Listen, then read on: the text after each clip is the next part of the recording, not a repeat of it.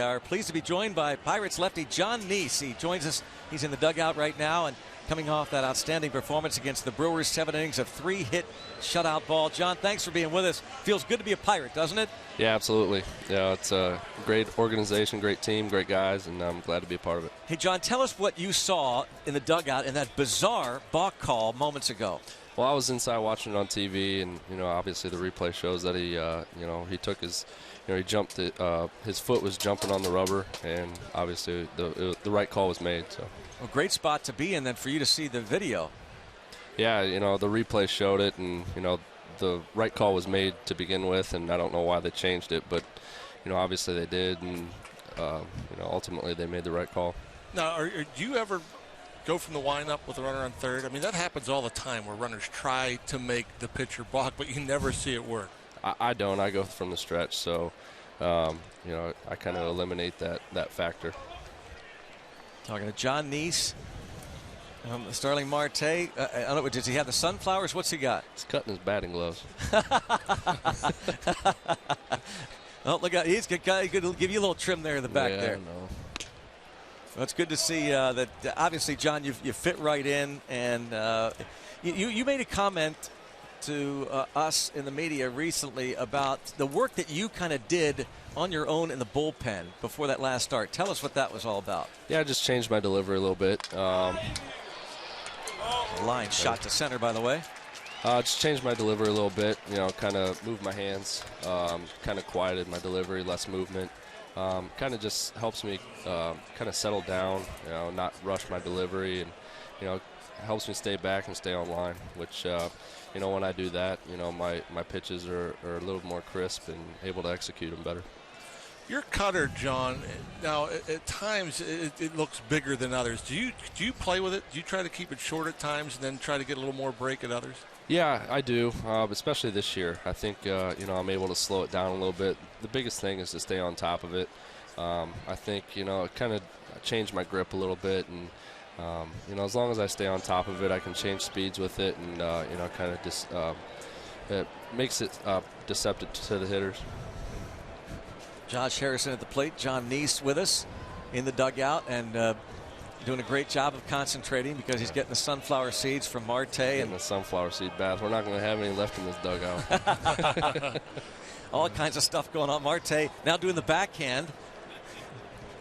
We'll get him. You'll get him back, John. We'll have Marte on one of these days. There you go.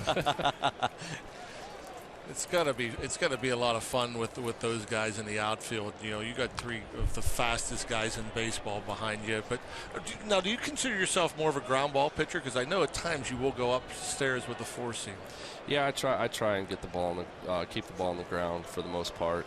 But I like to elevate at times, and obviously I try and let the defense work behind me. And here, there's so much talent and a lot of great athletes, and they make all the great plays. Have you noticed that, John, already? It's only a couple weeks into your Pirates career, and aside from spring training, but you knew coming over here that you're going to have solid defense behind you. But have you really seen that? Can you speak directly to that defense? Yeah, absolutely.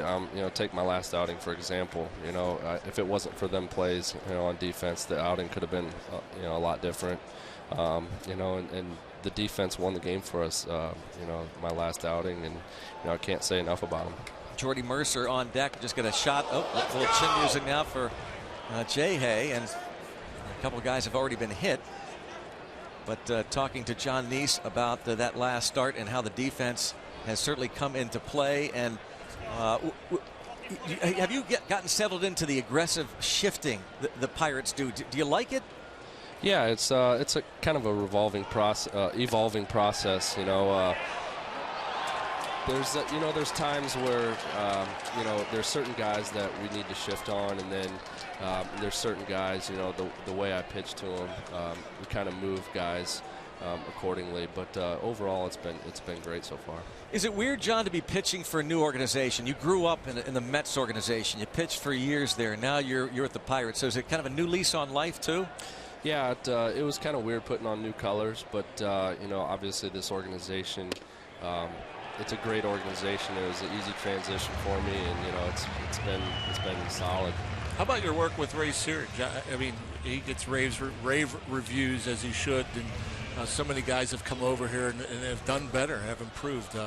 Your relationship, I have to assume, is great with Ray as well. Yeah, it's great. You know, he knows his craft. You know, he's able to read all of us pitchers and know what we do good and what we do, you know, when we're on and when we're off. And, you know, he knows the right things to say when to get us back on track.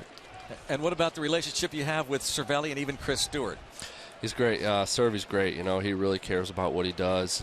He does a lot of homework. He studies hitters and, you know, right along with us. And, you know, we've been getting to know each other a little bit better. And, you know, it's been great so far. Obviously, your teammates get along with you just fine. That is hilarious. Marte won't let him alone. Yeah. Okay, great guys. So playing in New York, obviously the media capital of the world, and then coming to a place like Pittsburgh, I have to assume you appreciate less attention. But does it make it easier to work with the media after playing there? Yeah, you know, in New York, for me, I was never, you know, the guy that wanted to be in the spotlight. You know, I was kind of always the snake in the weeds. And, you know, I had a great, you know, 7-8 years there, and, you know, never really let the media get to me. And they've been real fair with me in New York, the fans and the media. And, you know, I got to thank them, you know, for treating me well. And, you know, it's been a good transition here in Pittsburgh. They've been treating me well here, too. Base hit to right. Polanco trying to score. Safe at the plate. Matt Kemp's throw looked like it beat him, but the home plate umpire, Mark Carlson, says no. And the Pirates lead 3-0. What do you think of your angle down there, John? What'd you see? I think his foot might have got under there, but we'll see. It's close. The big board here showed it. You heard the fans' reaction. They don't like the call. Mark McGwire has already indicated he wants to challenge it. Boy, Carlson's right there, he though. Does. There's got to be evidence, though. I don't know. Yeah, that view there. I mean, he had a pretty good angle on it, and you know, and there was nothing conclusive that glove hit the leg. John, do you like replay? I love it. It's good. Really? Yeah, it's really good. You know, because it gets the call. You know, they get the calls right. You know, at the end of the day, you know, that's what counts. Is as long as they get the calls right. You know, I'm all for it. We're seeing another angle, by the way, from the outfield, looking in, and Polanco indicated safe. And Carlson, to his credit, he really was right there. John, have you always felt that way from day one about replay, or have you evolved with that? It was kind of tough at first, you know. It really slows the game down, you know. But ultimately, you know, if they get the calls right, you know, that's what it's all about. Do you miss the umpire, the arguments? Obviously, today we see Andy Green get thrown out. Those are so rare nowadays to see a manager get thrown out, or even an argument. Do you miss that? Yeah, I mean, you know, it brings some entertainment to the game, you know. And I played in the minor leagues with Andy Green, so, and I've never seen him like that. You know, he's a great guy, and you know, I mean, that situation, I knew either Clint or him were going to get tossed. You know, when calls get reversed like that, you know, someone's going down. John Niese joins us as we await the answers. They're on the headsets and still looking. I don't know. I don't think there's anything that indicates clear evidence that they would overturn it, but they're talking to the officials in New York, and we're talking to John Niese on the headsets. Do you hear anything down there when you guys are down there, or is it too hard when they're conversing back to New York? No, you don't hear anything. We don't hear anything. Out. They challenged it, and it's overturned. So we'll go 9-2 as a putout. Outstanding play by Kemp. One last look at it here, and it does look, maybe he just barely grazed the thigh before the foot touches the plate.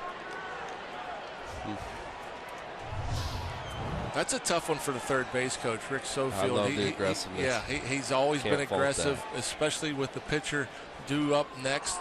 One out. Certainly worth the risk. Look at this. Look at this guy. Look at Papa Francisco step up there and rip a single to left center. Gets the run right back. How about that? Talk about raking. There he is. Now tell us what that deal is. What are you guys doing with that signal? Hey, pitchers rake. Pitchers rake, especially Frankie. That's great. He's fun to watch, isn't he? Absolutely. I guess you and the rest of the starters are kind of taking a cue from him. Yeah, I need to start taking lessons from him. He's got 5 hits now? Yeah, and he was like anemic for like 4 years until last year. All of a sudden, out of nowhere.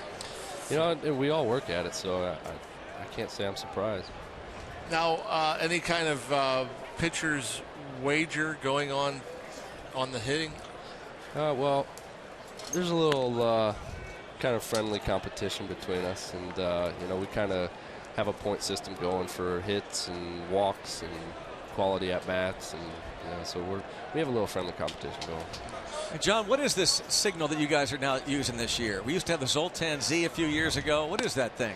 Yeah, I guess we're putting our finger up and counting. I don't know. Come on, yes you do. I'll have to ask him. You guys, you don't break the code. I've asked you guys enough. Nobody. I know you're good. Yeah, it's a secret you're thing good. between us. I know that's teammates. the way it should be. Well, John, hey, thanks a million.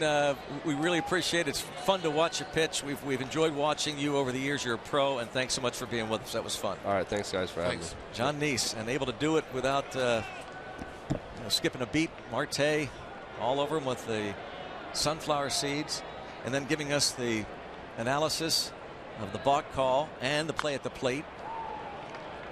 And fun to watch his teammate, his starting pitching partner, deliver that single to left.